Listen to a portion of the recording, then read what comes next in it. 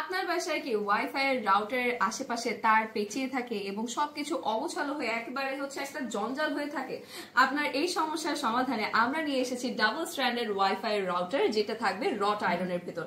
So এই জিনিসটা আপনারা বেসিক্যালি পাচ্ছেন, কিন্তু প্যাকেজিংটা এভাবে কিন্তু অনেকগুলো ইনস্ট্রুমেন্ট দেওয়া থাকবে এবং যখন এটাকে আপনারা একসাথে সেট করবেন তখন ইনস্টলের আগে কিন্তু জিনিসটার লুকটা এরকম হয়ে যাবে। সো এটার ভিতরে আপনারা কি কি পাচ্ছেন, কি কি পার্টস রয়েছে আপনাদেরকে দেখিয়ে দিচ্ছি।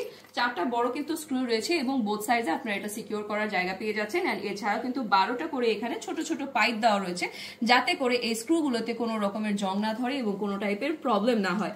এন্ড এছাড়া জিনিসটাকে সেট করার জন্য আপনারা এরকম করে ডাবল কিন্তু স্ট্যান্ড পেয়ে যাচ্ছেন, হুকের মতো স্ট্যান্ড থাকবে, যেটা আপনারা ওয়াল মাউন্ট করবেন।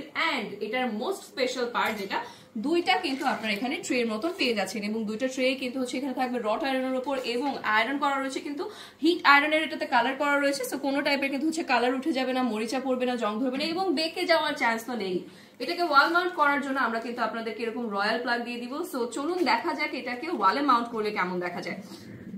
জিনিসটাকে যখন আপনারা এভাবে সেট করে ফেলবেন, তারপরে দেখতে পাচ্ছেন যে 4টা কিন্তু হোল করা রয়েছে। হ্যাঁ, সো ওয়াল যখন আপনারা এটাকে নেবেন তখন এভাবে কিন্তু সেট করে নিতে পারছেন, রয়্যাল প্লাগ দিয়ে এটাকে সিকিউর করে নেবেন এবং তার সাথে কিন্তু স্ক্রু দিয়ে এটাকে ভালো মতন ইনস্টল করে ফেলতে পারছেন।